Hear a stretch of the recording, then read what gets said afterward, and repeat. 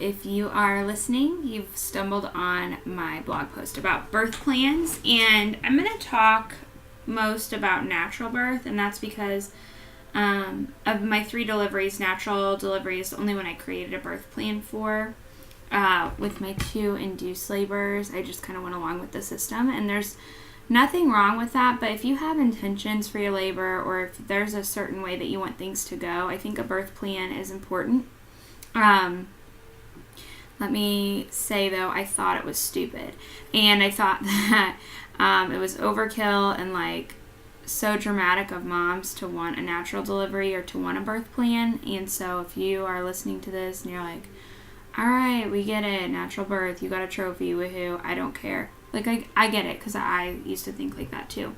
And I didn't decide on natural birth because it was something that I wanted to achieve. It was something that my pelvic floor physical therapist and doctor suggested that I do, because delivering on your back is so hard on your pelvic floor, and so they did not want me to deliver on my back.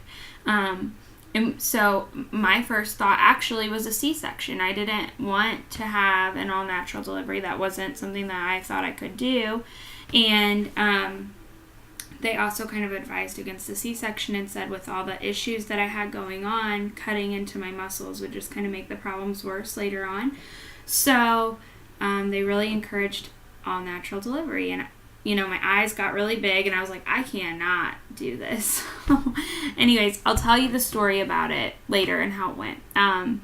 But I definitely think all moms should consider it and do their research on it before they close the door, because I was just so closed-minded to it from the get-go with my first, and I just was very fearful of birth, and it doesn't have to be that way. So anyways, that's off topic. The reason why I think a birth plan is important, and it's going to vary depending on your situation, what kind of birth you're planning, where you're giving birth, but for me, because I can only speak from my own experience, the reason this was so important was that I was delivering with a doctor who doesn't commonly do natural deliveries. He's done them, but it's not like his average delivery. And I was delivering in a hospital. And once you start reading and doing your research on natural delivery, you quickly realize a hospital is probably the worst place to try to accomplish that, and that it's very intervention heavy most of the time. And so if you're going to have a natural delivery, I know I keep going back to that, one of the things is, like, just don't let them do anything from the get-go. Even if it's something minor, like an IV or a monitor, like something that's not going to affect you, you've already, like, broken down that wall of, like, this is what I'm doing a little bit, and so it makes it harder for you to achieve your goal. Not that you can't, but it just makes it harder. Hey, buddy, come here. Sorry, guys. Mom life. Can you say hi? You say hi? Oh. So anyways, the things that I put on my birth plan for a natural birth and a hospital delivery, I wanted to go into labor spontaneously, and I wanted to labor at home as long as possible. And we didn't really know what that would look like for me, and I was an hour and a half away from my hospital, so since it was my 3rd baby and I didn't know what my body did in labor on its own, kind of made things interesting. So I definitely, everything on my list I discussed thoroughly with my doctor. And the second thing was I wanted to keep my water intact as long as possible, because that, from what I've read, it really helps with the level of pain. For me, my water broke, and that's what started my labor, but a lot of labors, you can keep your water intact through a lot of labor. So that was something that was on my list. I didn't want them to break it for me. I wanted to opt out of wearing the monitor. I didn't want to... Mommy. Yeah, Mommy. That's Mommy. I didn't want to have to lay still. I didn't want to have to hear the beeping all the time and all that. So I wanted to opt out of constant monitoring, and then allow them to come in and monitor like intermittently as they needed to.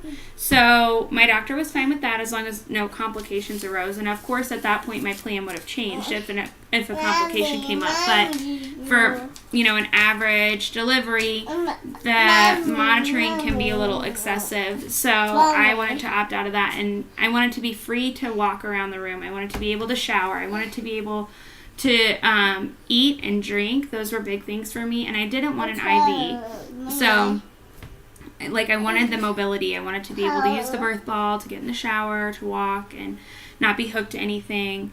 And I didn't want my energy level getting low because I couldn't eat or drink. So that was a lot different than my inductions, where you walked in, you were immediately hooked up to everything and told you couldn't eat, and then just stuck in the bed. And if you listen to my last video, I went into those deliveries like, oh, if I can do this without pain medicine, great. If I can't,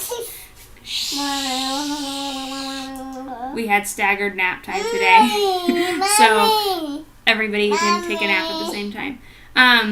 But anyways, that was one of my things. Another thing on my list was I did not want pain medication offered to me because I knew it would be so much more of a temptation if they were like, oh, well, you can take this if you're ready. I wanted them to support what I was doing. And a lot of this list wasn't just for me, it was for Richard too. So when we went in the delivery room, he knew kind of how to respect my wishes and what I expected. And that way, whenever I got to the point where I wasn't really communicating or my mindset was starting to get a little weak, then he could step in and kind of look out for me that way. And so this list was for him too. The next thing on my list was choosing my birthing position, and I kind of already discussed that with you guys. I needed to be able to deliver not on my back. So I ended up delivering in all fours, which was one of the highest recommended positions for the conditions that I have going on. And the crazy thing is your body just kind of picks the birthing position, and that's where I ended up, and that's what felt most comfortable to me. So I did that. And then the last thing was I didn't want an episiotomy unless some sort of an emergency arose. So with Sophia, I was given a small episiotomy. And with Violet, her cord was actually wrapped around her neck. So I was given an episiotomy, and the doctor was in there unraveling the cord from her neck before she was even all the way out. And so that's understandable. I just, due to my pelvic floor issues, I didn't want another episiotomy. I know they're rare, or becoming more rare depending on your provider. There's different providers believe in episiotomies and different ones don't. Mine happens to believe in episiotomy. And so this item on my birth plan kind of all got messed up. I did not end up with an episiotomy, but I will have to tell you about my natural delivery and how it ended in another video, and that way you guys don't have to listen to Violet's babbles. Can you say bye-bye? But anyways, if you guys have any questions about birth plans, shoot me a message. It doesn't have to be anything fancy that you hand out to everyone when you walk into the hospital. It needs to be a list that you've discussed with your doctor. You've made sure they're on board, and that when you get there, you're not going to have any surprises. You need to make sure that the things you want are approved with the hospital, and on occasion, you might have to sign a waiver, like if you're waiving IV fluids or whatever the case is. So you want to check on that, and then it's really for your birth partner so they know how to support you through your labor, or your doula or your midwife or whoever you're working with. So yes, I think a birth plan is a lot more important than I used to, and I will post just my list for those of you who want to read it. All right, thanks guys.